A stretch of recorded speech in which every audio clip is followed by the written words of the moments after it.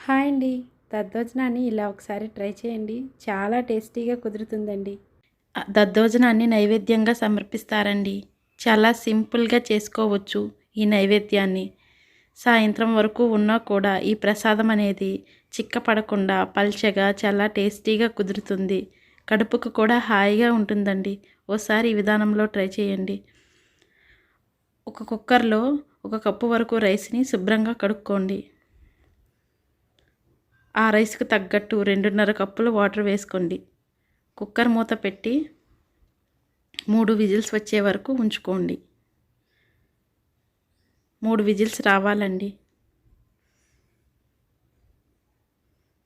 3 whistles వరకు వచ్చిన తర్వాత మూత తీసి చూసుకోండి.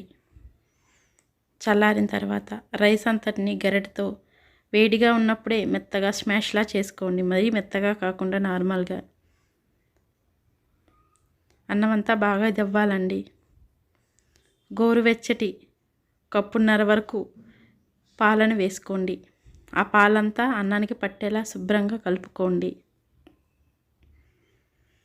కొంచెం చల్లారిన తర్వాత 2 కప్పుల వరకు పెరుగు వేసుకోవాలండి. కమ్మటి చిక్కటి పెరుగు, పులవగా ఉండకున్నది తీపిటి పెరుగు వేసుకోండి. పెరుగు వేసుకున్న తర్వాత చిక్కగా ఉంటే అరకప్పు వరకు వాటరు, సాల్టు స్పూనున్నర వరకు వేసి శుభ్రంగా కలుపుకోండి. పొయ్యిపై ఒక ప్యాన్ పెట్టుకుని 3 స్పూన్ల వరకు ఆయిల్ వేసుకోండి. ఆయిల్ కొంచెం వేడెక్కిన తర్వాత 2 స్పూన్ల వరకు శనగపప్పు, 1 స్పూన్ వరకు ఆవాలు, 1 స్పూన్ వరకు మినప్పప్పు, 1 స్పూన్ వరకు మిరియాలు, 1/2 స్పూన్ వరకు జీలకర్ర ఇవన్నీ బాగా వేగాలండి. పప్పంతా బాగా వేగితే కమ్మగా ఉంటుంది పోపు. కొంచెం ఎండుమిర్చి, అల్లం ముక్కలు చిన్న చిన్నగా తరిగినవి, పచ్చిమిర్చి ఒక 5, 6 ఇవన్నీ బాగా వేపుకోవాలండి.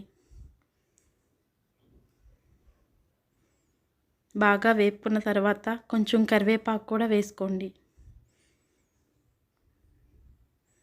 బాగా వేపుకోవాలండి. బాగా వేగితే దద్దోజనం అనేది టేస్టీగా ఉంటుంది.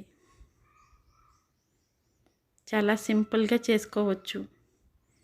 సాయంత్రం వరకు ఉన్నా కూడా ఈ దద్దోజనం అనేది చిక్కపడదండి. ఈ వేపిన పోపంతా ముందుగా కలిపి పెట్టుకున్న దద్దోజనంలో వేసుకోండి. చాలా సింపుల్గా చేసుకోవచ్చండి. మీరు ఎప్పుడైనా ఊరు వెళ్ళేటప్పుడు తీసుకెళ్ళాలనుకుంటే దీన్ని ప్యాక్ చేసి తీసుకెళ్ళండి. సాయంత్రం వరకు ఉన్నా కూడా చిక్కపడకుండా లూజ్గా చాలా టేస్టీగా ఉంటుంది.